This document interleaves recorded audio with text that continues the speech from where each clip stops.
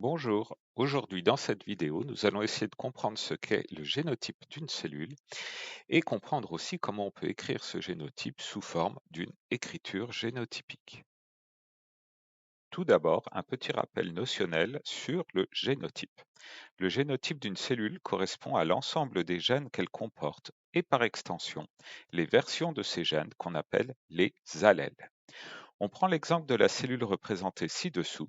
Sa formule chromosomique est 2n égale 4. On voit bien deux paires de chromosomes. Et sur ces chromosomes, trois gènes sont présents, les gènes A, B et D. Eh bien, à la fin de cette vidéo, vous saurez écrire le génotype de cette cellule. Commençons les explications avec l'étude d'un seul gène, ici le gène D. Ce gène est porté par les deux chromosomes homologues de la même paire. La formule chromosomique est 2n égale 2. Si vous avez encore des soucis avec les formules chromosomiques, n'hésitez pas à consulter la vidéo consacrée à cette explication. Vous voyez que le chromosome maternel en rouge porte le gène D avec une version grand D. On dit l'allèle grand D. Le chromosome paternel, lui, porte le même gène D au même locus, c'est-à-dire au même endroit, mais sous une version différente, l'allèle petit d. On dit que la cellule est hétérozygote pour le gène D. Voyons comment s'écrit son génotype. Tout d'abord, on commence par ouvrir une parenthèse. Le génotype s'écrit toujours entre parenthèses. On commence par le premier chromosome à gauche, le maternel. On écrit l'allèle grand D suivi d'un slash. Ce slash est une barre qui va représenter le chromosome. Par souci de clarté, je fais de la même couleur le slash que le chromosome. Je passe au chromosome de droite, le paternel, j'ajoute un slash et je fais apparaître l'allèle petit d. Je ferme la parenthèse, l'écriture génotypique est terminée. Enfin, j'ai ajouté à la main une autre façon d'écrire le génotype, à l'horizontale ou en fraction, ce qui ne change absolument rien. Vous pouvez utiliser les deux représentations possibles. Ici, nous nous intéressons toujours à un seul gène, mais vous voyez la différence avec le cas précédent. Les deux chromosomes homologues portent la même version grand D du gène D. On dit que la cellule est homozygote pour le gène D. Alors, comment s'écrira le génotype? Je vous laisse 5 secondes de réflexion.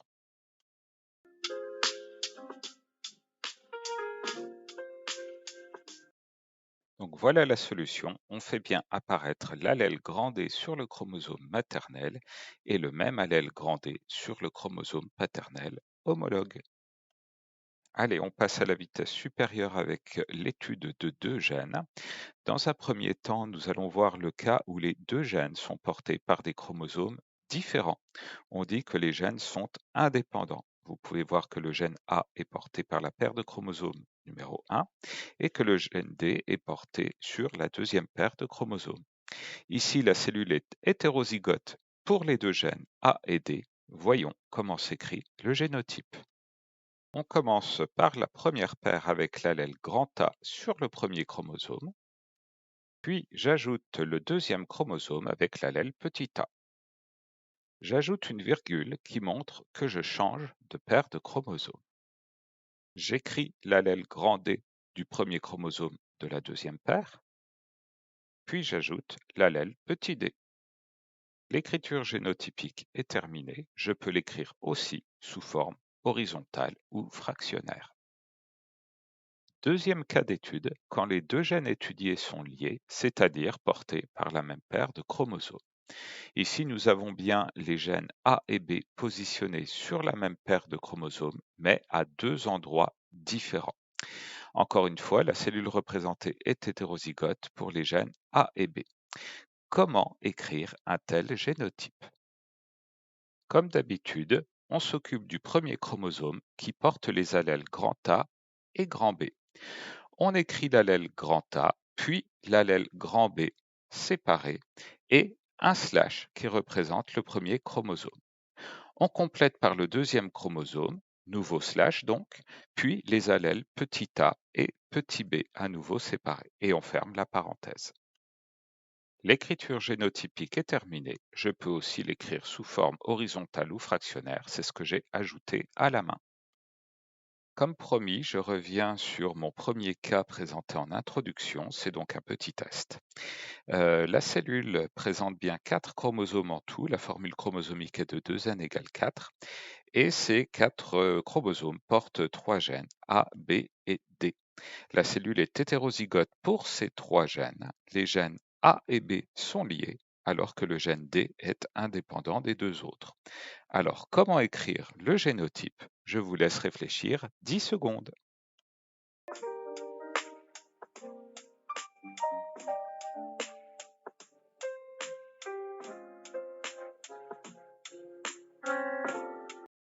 Voici la solution. On commence comme ceci. Un premier chromosome avec les allèles grand A et grand B, suivi du chromosome homologue avec les allèles petit a et petit b.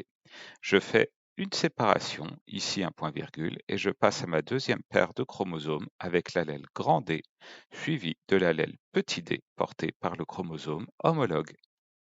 Voici le même génotype écrit d'une façon différente, mais cela ne change absolument rien. Une petite remarque avant de conclure, nous avons utilisé dans ces exemples que des cellules diploïdes pour l'instant, c'est-à-dire avec des paires de chromosomes homologues. Mais comment écrire le génotype de cellules haploïdes comme les gamètes, sachant qu'il n'y a qu'un seul lot de chromosomes sans homologue? Vous avez le cas du spermatozoïde ci-contre. Vous voyez les gènes A et B sont liés sur un premier chromosome et le gène D est indépendant sur un autre chromosome. Voyons comment s'écrit son génotype. Eh bien, on fait apparaître les allèles grand A et grand B du premier chromosome, donc un premier slash, pas de double slash puisqu'il n'y a pas de chromosome homologue. On fait une petite séparation, puis on écrit l'allèle petit d qui apparaît sur l'autre chromosome. Donc encore une fois, un simple slash. Je fais apparaître encore une fois de deux façons cette écriture, en verticale et en horizontale. Voilà, en résumé, l'écriture génotypique est aussi parlante qu'un schéma. Elle permet directement de comprendre si la cellule est diploïde ou haploïde. Dans le cas d'une cellule diploïde, on peut aussi savoir si la cellule est homozygote ou hétérozygote pour le ou les gènes étudiés. Si vous avez compris, vous pouvez passer de l'un à l'autre sans problème, c'est-à-dire partir du schéma pour écrire le génotype ou bien à partir d'un génotype schématiser la cellule. J'espère que cette vidéo a été utile. Bon courage et à bientôt.